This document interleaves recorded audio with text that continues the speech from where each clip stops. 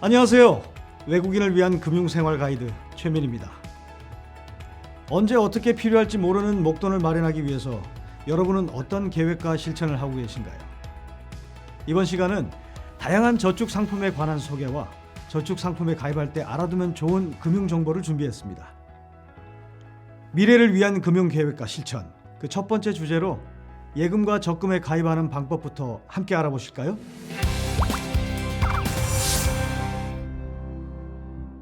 안녕하세요. 예금 적금에 관한 궁금증을 갖고 오셨다고요? 월급 아껴서 조금씩 모아둔 돈이 있는데요.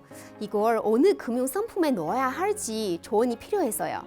저축 상품 가입에 대해서 문의하시는 거죠? 네, 매달 얼마씩 저축 목표를 세워서 월급이 나오면 미리 빼놓고 나머지로 생활비로 열심히 모아거든요. 조금이라도 더 현명한 선택을 하고 싶어요. 슬기로운 금융생활 마인드를 갖고 계시네요. 좋은 금융 정보 확실하게 드리겠습니다. 기대돼요.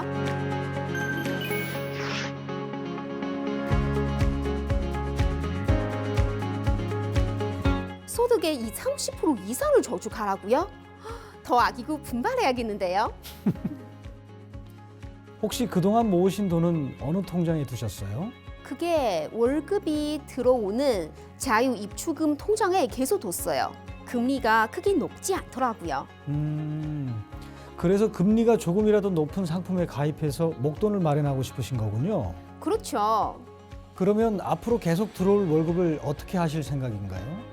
지금까지 했던 자유입출금 통장에 두게 되지 않을까요? 지금부터 정기 예금과 정기 적금에 대해서 설명드릴 테니까 잘 들어보시고 신중하게 결정하십시오. 정기 예금? 정기 적금?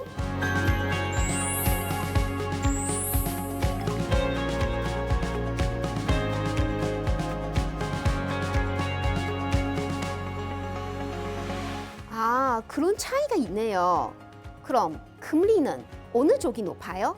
일반적으로 정기 예금보다 정기 적금이 금리가 높다고 보시면 됩니다. 하지만 금리는 계속 변하기 때문에 가입 시점에 잘 알아보시고 가장 유리한 상품을 찾아 결정하시는 게 좋겠죠.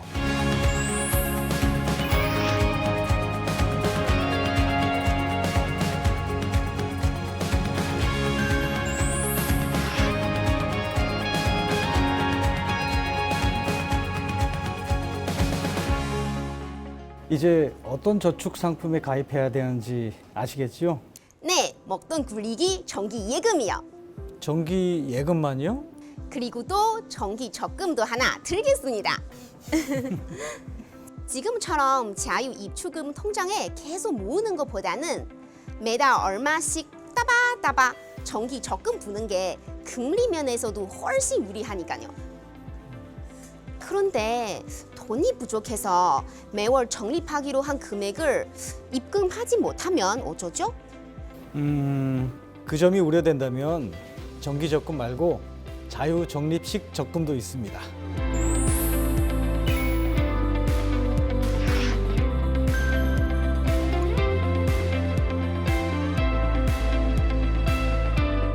아, 정기 적금은 매달 10만 원씩 저축하는 거라면 자유 적립식 적금은 내가 할 수 있을 때 10,000원이든 50,000원이든 자유롭게 적립하는 거죠? 부담이 덜해서 중도 해지 가능성을 낮출 수 있겠죠? 내 상황에 맞는 적금이 무엇인지 꼼꼼히 잘 생각해 봐야겠어요. 한 가지 더. 또 있어요? 만약 불가피하게 중도 해지를 해야만 하는 상황이라면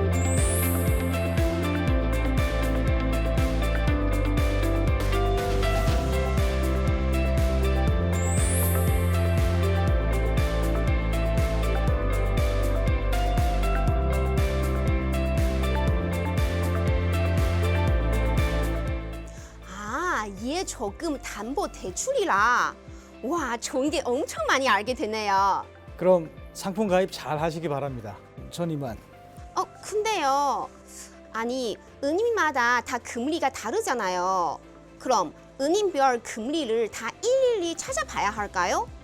같은 저축 상품 중에서도 제일 금리를 높게 주는 은행 쪽으로 가야 되지 않을까요? 그러시다면 저와 잠깐 같이 가셔야겠네요.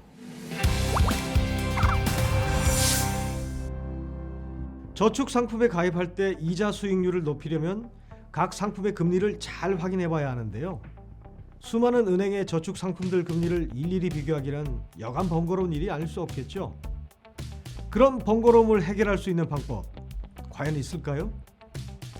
두 번째 주제, 금리 비교. 함께 보시죠.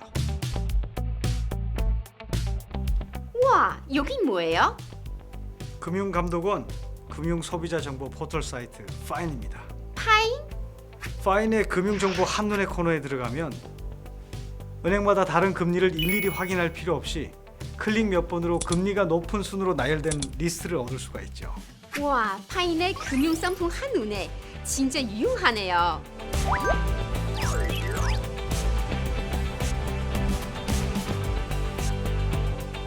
추가로 이자를 더 주는 특별 판매 상품이 있을 수도 있으니 그런 경우는 인터넷 검색을 별도로 해보시는 게 좋습니다.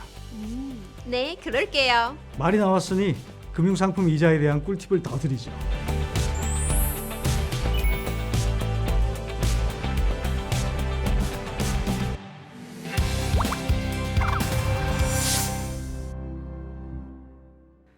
대부분의 저축 상품 이자에는 세금이 붙습니다. 만기에 받는 이자가 다소 적게 느껴지게 되는 이유인데요. 이런 세금이 붙지 않거나 적게 붙게 되는 저축 상품이 있다면 적극 활용해 보시는 게 좋겠죠. 세금 혜택을 주는 저축 상품 알아보겠습니다.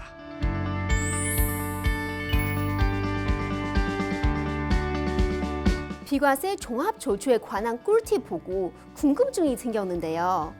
만 65세 이상 어르신들만 가입할 수 있다고 했잖아요. 그럼 저는요?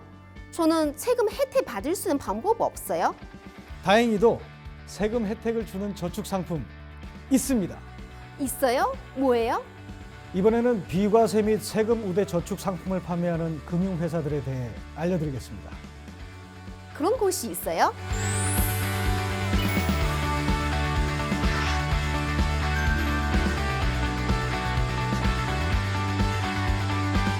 이런 금융회사들의 조합원으로 가입하시면 비과세 및 세금 우대 저축 상품에 가입하실 수 있습니다.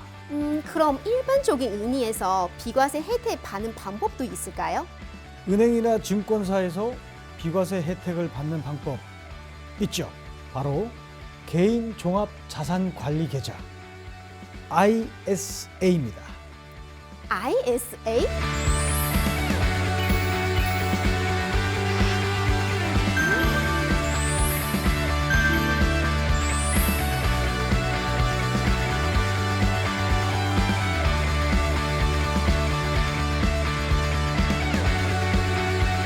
ISA의 장단점을 꼼꼼히 알아보고 가입을 해야겠네요.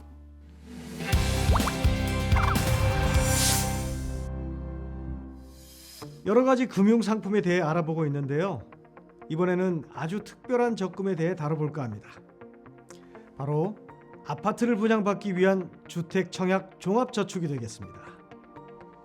내 집 마련의 꿈을 가지신 분을 위한 정보 함께 하실까요? 한국 친구가 얼마 전에 분양받은 아파트에서 집들이했는데요. 정말 부럽더라고요. 저와 아내, 우리 아들 이렇게 셋이고 조그만 아파트라도 월세 걱정 없이 분양받아서 살 방법이 없나요? 한국에서 오래 살 거라서 제 집 마련 절실합니다. 방법이 있습니다. 아파트를 분양받는 첫걸음으로 주택 청약 종합 저축에 가입하는 거죠. 주택 청약 종합 저축 맞아요. 그 친구도 그거 가입했대요. 근데 외국인도 가입이 돼요? 물론입니다. 외국인 등록증을 가지고 은행에서 가입하시면 됩니다. 와, 희망이 생기네요.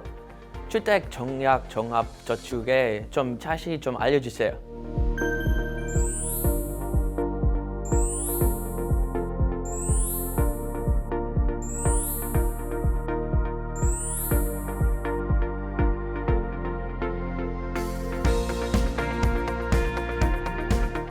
수령원 기준 무주택자로 월 납입금 12회 이상 납입하면 국민주택 청약 자격 1순위가 됐네요. 1순위 자격을 갖춘다고 해서 청약에 당첨된다는 보장은 없습니다만 어쨌든 자격을 갖춘다는 게 중요하죠. 차근차근 해나가야죠. 주택 청약 종합저축에 당장 가입해야겠습니다. 한 가지, 선생님처럼 외국인의 경우 연말 소득공제 혜택은 받을 수 없습니다. 아, 그렇군요. 혹시 다문화 가족을 위해 특별한 제도가 있을까요?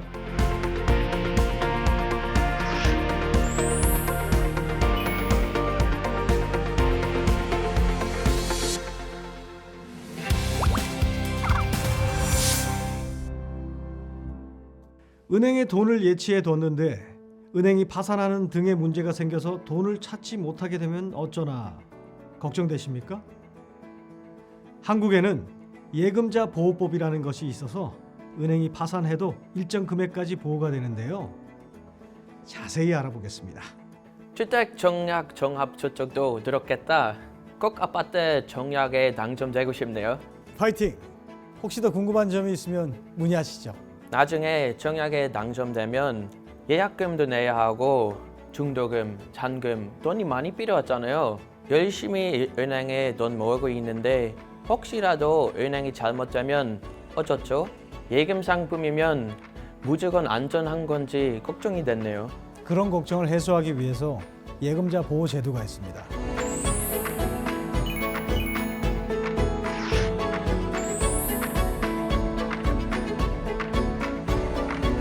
은행이 파산해도 하나의 은행에 원금과 이자를 합쳐 5천만 원까지 보호해주는 제도죠.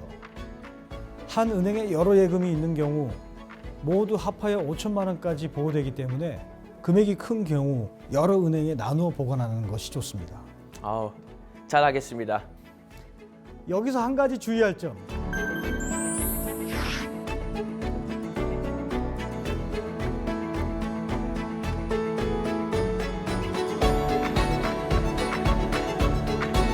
여러분의 소중한 자산으로 가입한 금융상품이 예금자 보호가 되는 상품인지 아닌지 확인해 보셔야겠죠?